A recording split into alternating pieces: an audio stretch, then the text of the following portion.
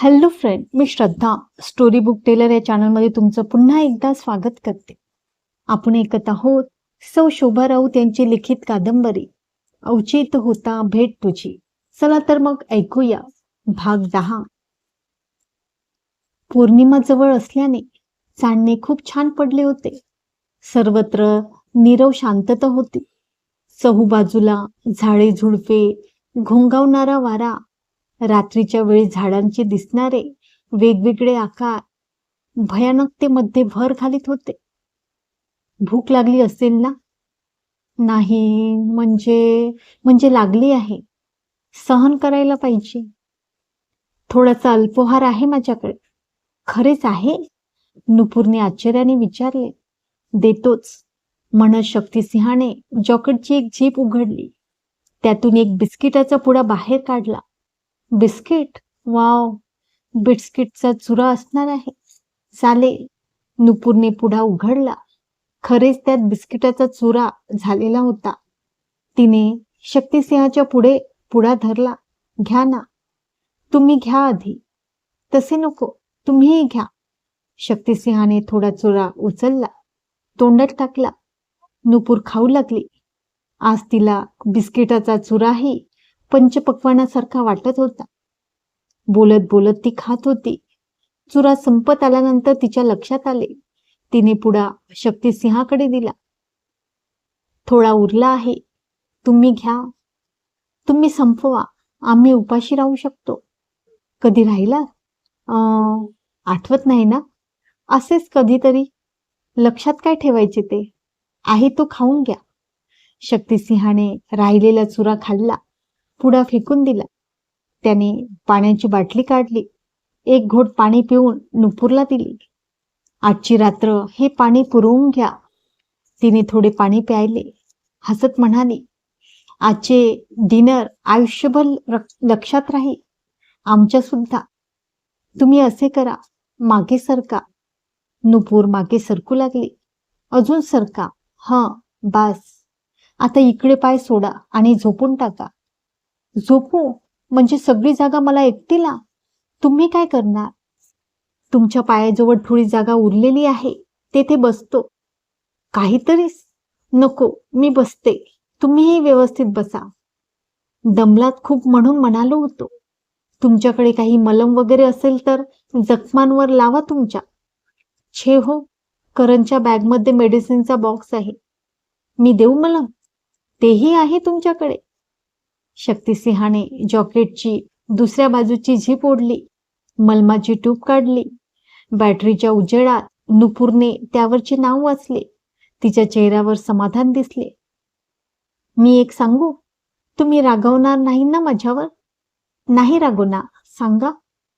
तुमच्या ह्या जॉकेटला बघून मी आणि रिचा खूप हसलो होतो. का? किती पॉकेट्स आहेत? मी खास शिकारासाठी हे घेतले आहे. ह्या जॉकेटमध्ये बरेच काही आहे. प्रत्येक पॉकेटमध्ये महत्वाच्या वस्तू आहे. जंगलात कोणत्या क्षणी कोणता प्रसंग येईल सांगता येत नाही. आता आजचेच बघा ना. ना पाणी, ना खाणं, ना काही.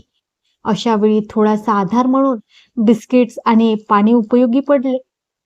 थोडे मेडिसिन आहे, लायटर आहे, बॅटरी, ग्लुकोज पावडर, चॉकलेट, चाकू, दोरी, तंबाखू.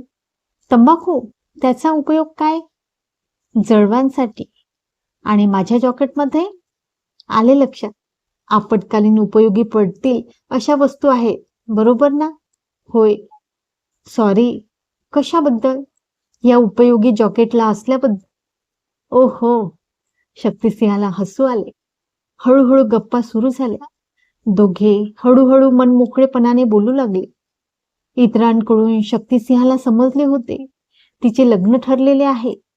त्याने नुपूरला विचारले, कोणती तारीख आहे तुमच्या लग्नाची? पुढच्या महिन्याची 24 तारीख. जवळच आले हे लग्न तुमचे. घरी लग्नाची तयारीही सुरू झाली आहे. घरच्यांकडे ट्रिपची परवानगी मागितली तेव्हा आईने आधी नव्हती दिली, पण जयनेच आईला पटवले. कसे वाटले आमचे गाव? छान आहे. निसर्गाचा अगदी वरद हस्त आहे तुमच्या गावाला. शिवाय तुमचे घरही खूप छान आहे. सगळ्या सुखसुविधा आहेत. गावात डॉक्टर नाही म्हणून म्हणून तर जयला डॉक्टर केले आहे. त्याच्यासाठी आम्ही हॉस्पिटल बांधले आहे. पाहिलेत तुम्ही? नाही हो, तेव्हा माझा पाय दुखत होता. पण आता गेल्यावर जरूर बघेल. म्हणजे जाऊ शकले तर? जरूर जाऊ आपण. तुम्ही आमच्यावर विश्वास ठेवा. फक्त येतील ती संकटे पचवा. बोलता बोलता नुपूरने हाताला, पायाला, चेहऱ्याला मलम लावले. पाठीलाही चांगलेच खरचटले होते. पण त्याच्यासमोर कसे लावायचे? लावताही येणार नाही. तिने तो विचार सोडून दिला. शक्तिसिंहानेही स्वतःला औषध लावून घेतले. थोड्या गप्पा झाल्या. आता मात्र नुपूरचे डोळे झाकू लागले होते. झोपायचे नाही हे ती मनाशी घोकत होती. नुपूरची अवस्था शक्तिसिंहाच्या लक्षात आली. तो नुपूरला म्हणाला, तुम्ही माझी चिंता करू नका. मी मॅनेज करेल. तुम्ही झोपा. मी एक सांगू? नुपूर म्हणाली. बोला ना. आपण दोघेही झोपूया. पण शिवाय मला जागायची सवय आहे. माझा तुमच्यावर विश्वास आहे. तुम्ही त्या बाजूला डोके करा. तुमचे पाय मला लागले तरी चालतील. मला माहिती आहे तुम्ही जागरण करता. पण माधू उठला की तुम्ही झोपत होतात.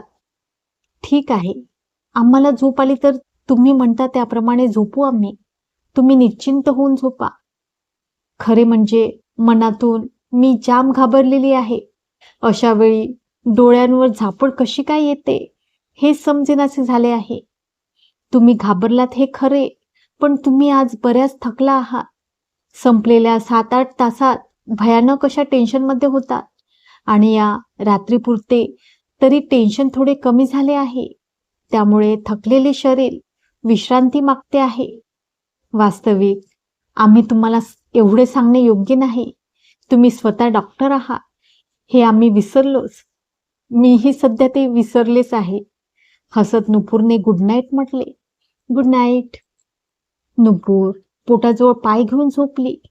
त्यामुळे शक्तिसिंहाला व्यवस्थित बसता आले. शक्तिसिंहानेही डोळे मिटून घेतले. तो विचार करू लागला. पहिल्याच दिवशी या नुपूर बरोबर आपले भांडण झाले. वास्तविक रिचाचा राग आपण तिच्यावर काढला होता आणि त्यानंतर ह्या दोघी मुली प्रत्येक वेळी आपल्याकडे काहीशा वेगळ्या नजरेने पाहतात हे आपल्या लक्षात आले होते. त्यांची कुत्सित नजर आपल्या मनाला टोचत होती. त्यांचे हसणे जिव्हारी लागत होते. आपण दुर्लक्ष करीत होतो, त्यांना टाळत होतो. तरीही आज सकाळी आपण ओरडलोच त्यांना. खरेच त्यांचा खूप राग आला होता. अगदी तळपायाची आग मस्तकात जाते म्हणतात तसा राग आला होता. आणि मग आपण रागानेही बोललो दोघींना. हीच नुपूर त्यावेळी म्हणाली, आमचा जीव आहे, गेला तरी आमची जबाबदारी. तुम्ही त्याची मक्तेदारी घेऊ नका. आणि त्यानंतर हे घडले. आपल्यावर पूर्णतः जबाबदारी आली आहे. तिचे शब्द आठवून तिला काय वाटत असेल? रात्रीचा अंधार होताच, पण पौर्णिमा जवळ असल्याने चांदणे होते. त्यामुळे शक्तीला हायसे वाटत होते. असा अंधार असता तर नुपूरला सांभाळणे अवघड गेले असते. कितीतरी वेळ तो विचारांच्यात होता. मध्यरात्रीनंतर त्याचा थोडा डोळा लागला.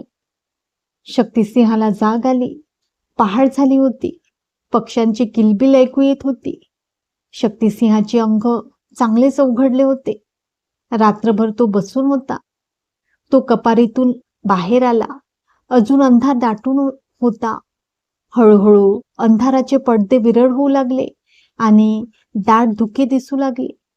नुपूर जागी झाली. तिने डोळे उघडले. तिला कपारीत शक्तिसिंह दिसला नाही. ती मनातून घाबरली. बाई ग, झोपेत ते खाली तर पडले नाही ना? या विचारांनी सरकन तिच्या अंगावर काटा आला. बसल्या जागीच ती ओरडली, कुठे आहात तुम्ही? नुपूरचा आवाज ऐकून शक्तिसिंह चटकन आत आला. त्याला पाहून नुपूरच्या जीवात जीव आला. तुम्ही दिसला नाहीत, मी घाबरलेच. लवकर उठलात तुम्ही? कशी कोण जाणे, पण जाग आली. तुम्ही झोपला होतात ना? बसल्या बसल्या डुलक्या काढीत होतो. बाकीचे सगळे व्यवस्थित असतील ना?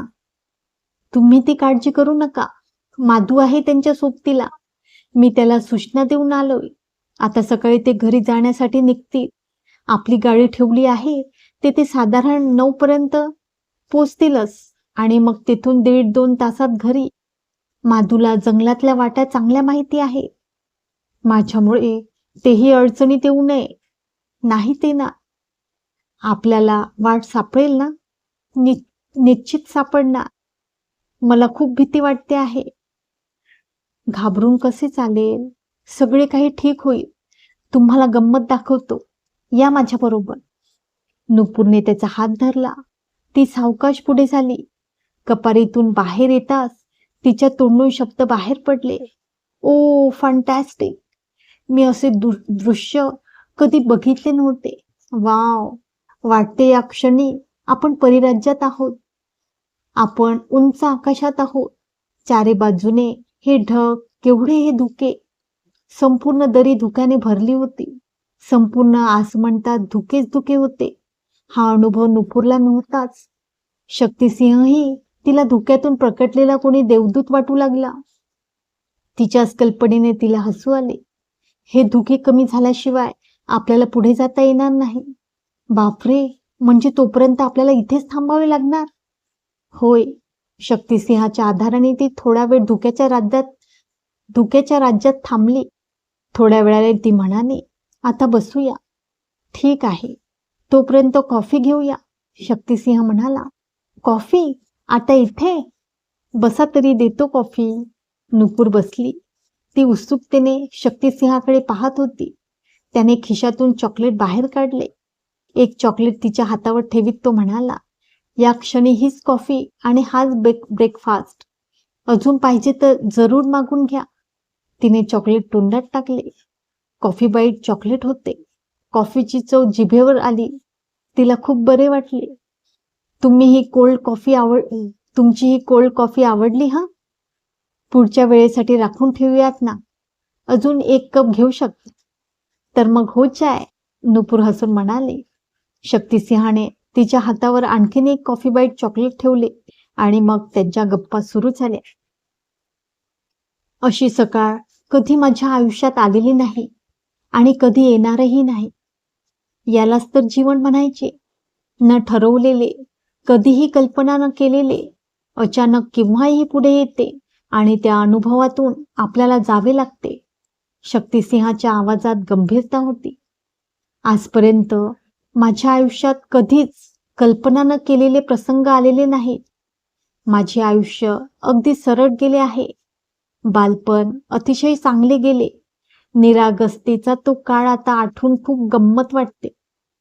शाळा, कॉलेज, शिक्षणातील मेहनत. होय, आणि त्या जोडीला मी गाणंही शिकले आहे.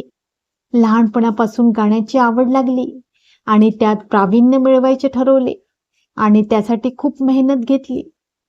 एवढ्या दिवसात ऐकले नाही तुमचे गाणे? जरूर म्हणे.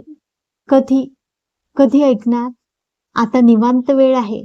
आता अडचण आहे? नाही, पण संकोच वाटत असेल तर राहू द्या. तसे नाही म्हणते. कोणते म्हणू? ती विचार करू लागली. असे गाणे म्हणते, निदान त्या गाण्यामुळे तरी पुढचा प्रवास सुखाचा होऊ दे. म्हणा तरी आधी. सुहाना सफर और ये मौसम हसी, हमें डर है हम खो न जाए कहीं. सुहाना सफर और ये मौसम हसी. मुकेशच्या आवाजातील गाजलेले गाणे ती गोड आवाजात म्हणत होती. तिने डोळे मिटून घेतले. शक्तिसिंहाला तिचा आवाज खूप आवडला. झोपेतून उठलेली नुपूर, विस्कटलेले केस, चेहऱ्यावर हातावर खरचटलेल्या खुणा, गाण्यात तल्लीन झालेली नुपूर, तिचा गोड आवाज त्याच्या हृदयाला जाऊन भिडत होता. नुपूरकडे पाहताना शक्तिसिंहाच्या मनात आले, आजची ही सकाळ आपल्याही जीवनात अनोखी आहे, वेगळी आहे. वाटते या सकाळच्या मंगल समयी आकाशातील कोणी स्वर्गीय गायिका आपल्या समोर बसली आहे आणि तिच्या गोड आवाजाने आपल्याला मंत्रमुग्ध करीत आहे. नुपूरचे गाणे संपले. तिने डोळे उघडून शक्तिसिंहाकडे पाहिले. शक्तिसिंह तिच्याकडेच पाहत होता. गाण्यावर कुठलीच प्रतिक्रिया नाही हे पाहून ती म्हणाली, गाणे नाही आवडले? नुपूरच्या प्रश्नाने शक्तिसिंह भानावर आला. वा, सुंदर, खूप आवडले तुमचे गाणे. देवाकडे प्रार्थना करतो आपली यापुढची वाटचाल गाण्याप्रमाणे सुंदर होऊ दे. गाण्याबरोबर आणखीन एक आवड आहे मला, सांगून टाका ना.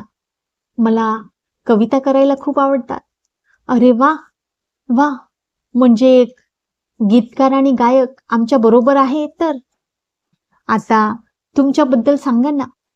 आमच्याबद्दल सांगण्यासारखे तसे विशेष काही नाही. प्रत्येकालाच आपले आयुष्य गोड वाटत असते. सांगा ना काहीतरी. बालपण गावात केले. गावात तेव्हा 4थी पर्यंत शाळा होती. खूप गमतीचे होते ते दिवस. त्यानंतर तालुक्याला शाळेत जाऊ लागलो. तिथे 10वी पर्यंतचे शिक्षण झाले आणि त्यानंतर पुण्यात पाठवले आम्हाला शिक्षणासाठी. अरे वा, आम्हाला वाटले होते. म्हणजे जाऊ दे, पुढे सांगा. आम्हाला माहिती आहे तुम्ही आम्हाला अडाणी समजता. नाही म्हणजे असू देत. कोणत्या कॉलेजला होता? इंजिनिअरिंगला. Oh my God, I am so so sorry. Nupur मनातून खरोखरच शर्मिंदा झाली होती. इंजिनियर असलेला याला आपण अडाणी समजत होतो. रिचाला सांगायला पाहिजे. अजूनही आपण माणसांना ओळखायला चुकतो आहोत. चला पुढची वाटचाल सुरू करूया. उन्हा आली म्हणजे धुक्याचा पडदा बाजूला झाला असेल. खरेच, चला बघूया. दोघे पुढेच आले. शक्तिसिंह म्हणाल्याप्रमाणे खरेच धुके विरू लागले होते. समोरचे बऱ्यापैकी दिसू लागले होते. नुपूर आणि शक्तिसिंह चालू लागले. दोघेही मनातून देवाला प्रार्थना करीत होते, आम्हाला लवकर वाट मिळू दे. नुपूरला सावरत शक्तिसिंह चालला होता. 2 तास अथक चालल्यानंतर शक्तिसिंहाला पाहिजे असलेला सपाट भूभाग दिसला. त्याला आनंद झाला. तो नुपूरला म्हणाला, नुपूर, आता थोडा त्रास सहन करा. हा अवघड उतार संपलाय ते बघा. आता तिकडे जाऊया. नुपूरलाही खूप आनंद झाला. 10-15 मिनिटांनंतर खरोखरी त्यांच्या पायाखालचा उतार संपला होता. स्वतःला सावरत प्रत्येक पाऊल टाकायचे. प्रत्येक पाऊला गणित, अक्षरशः श्वास गळ्यात येत होता. नुपूरला खूप आनंद झाला. शक्तिसिंहाचा हात दाबत ती म्हणाले, आता लवकर वाटही सापडावी. नक्की सापडे. थोडा वेळ इथे बसूया. दमलात ना?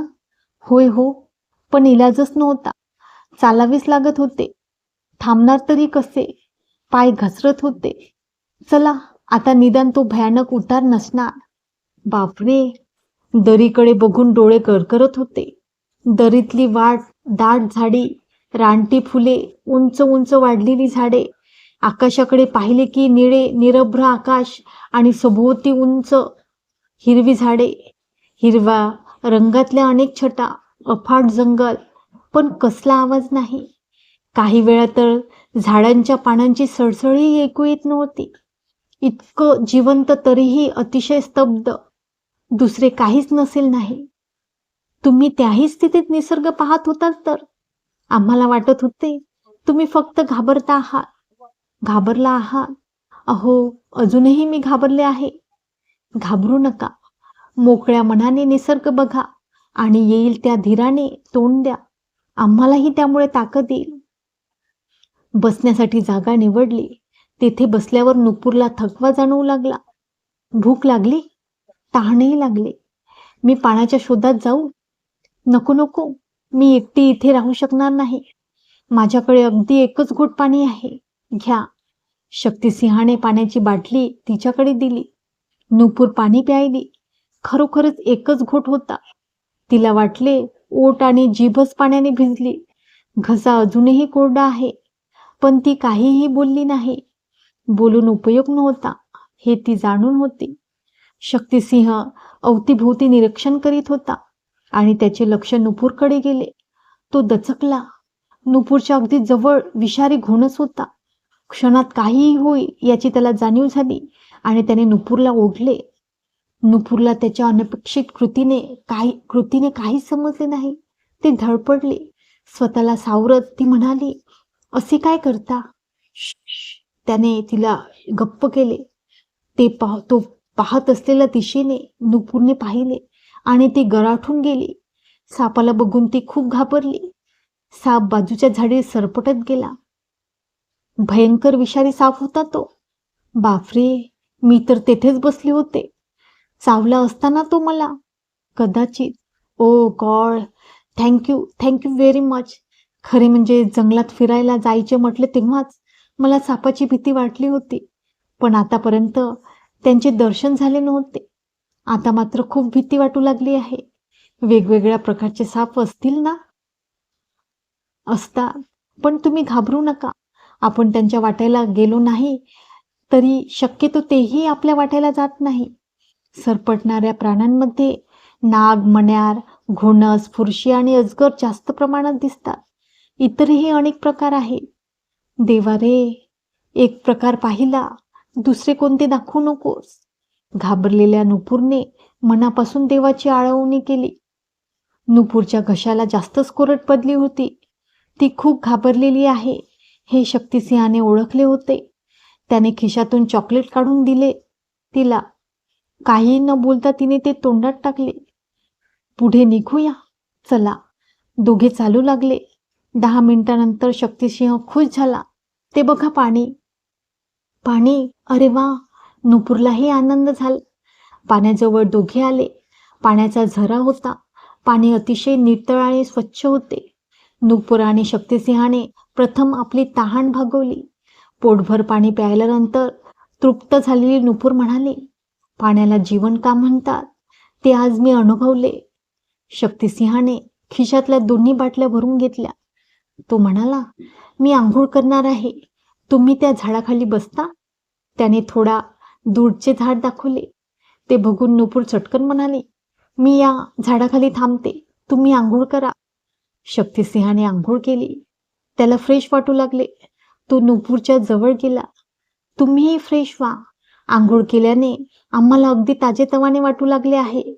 आम्ही तिकडे जातो. तिकडे? एवढ्या लांब? काही नको एवढ्या दूर जायला. तुम्ही या इथेच बसा, फक्त तोंड फिरवून. तुमच्यावर विश्वास आहे माझा. पण प्लीज. ओके. शक्तिसिंह तोंड फिरवून बसला. नुपूरने पाठीवरच्या सॅकमधून कपडे काढले आणि ती बाजूला गेली. थोड्याच वेळात ती परतली. आवरले माझे. शक्तिसिंहाने तिच्याकडे पाहिले. ओले केस तसेच पाठीवर सोडलेले. पुढच्या केसांमधून अधूनमधून ठिबकणारे पाणी. नुकतीच आंघोळ केल्याने चेहऱ्यावर आलेला तरतरीतपणा. त्याला ती एकदम आवडून गेली. त्याने तिच्यावरची आपली नजर मोठ्या प्रयासाने दूर केली. मनोमन त्याचा तो वरमला. आपल्या नजरेतील भाव तिने ओळखले तर. आता मी कितीही चालेल हं, भुकेल्या पोटी. काय करणार? खिशातला ग्लुकोज पावडरचा बॉक्स त्याने बाहेर काढला. एका बाटलीत त्यातली पावडर टाकली. बाटली हलवली. नुपूरकडे देत तो म्हणाला, थोडे बरे वाटेल. नुपूर ग्लुकोजचे पाणी प्यायले. तिची झाल्यानंतर शक्तिसिंहाने स्वतःसाठीही ग्लुकोज तयार केले. त्यानेही ग्लुकोज घेतले. ते घरी पोचले असतील. केव्हाच. आपली काळजी करत असतील. करणारच. आपण खोल दरीत गेलो नाही हे आपले नशीबच. शिवाय तो विषारी साप चावला नाही हेही माझी नशीबच. म्हणतात ना, देव तारी त्याला कोण मारी. माझ्या बाबतीत तर तुम्हीच देव आहात. असे काही बोलू नका. काल सकाळीच मी तुम्हाला किती बोलले होते. आमचा जीव आहे, आम्ही सांभाळू. तुम्ही त्याची मक्तेदारी घेऊ नका. आणि काही बाई, आता समजले आहे, जीव माझा असला तरी तो तुम्हीच वाचवला आहे, स्वतःचा जीव धोक्यात घालून. खरेच तुमचे माझ्यावर खूप उपकार झाले आहेत. उपकाराची भाषा बोलू नका. ते कर्तव्य समजतो आम्ही. तो तुमचा मोठेपणा आहे. तसे काही नाही. असू दे, तुम्ही थोडेच ते मान्य करणार. पुढे निघूया. त्याने विषयांतर केलेले पाहून ती हसली. त्याच्याबरोबर चालू लागली. उंच उंच वाढलेल्या झाडांमधून त्यांची वाटचाल सुरू होती. शक्तिसिंह सावधपणे चालला होता. अशा जंगलात जनावरांची जास्त भीती असते हे तो जाणून होता, पण त्याने नुपूरला ते समजू दिले नाही. चला तर मित्रांनो, आता येथेच थांबूया. भेटूया उद्याच्या भागात. तोपर्यंत नमस्कार.